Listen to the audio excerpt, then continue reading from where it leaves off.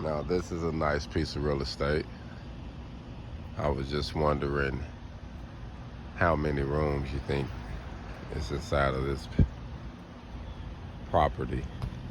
Nice property.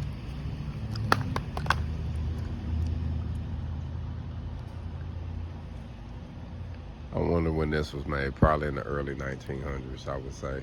The early 1900s.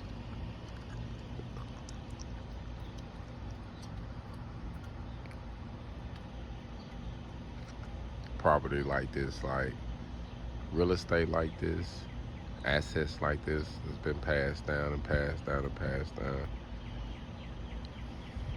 I can only imagine, someone of the black culture, black native culture, owning some property like this they can pass down to their families. Unreal. Hold on.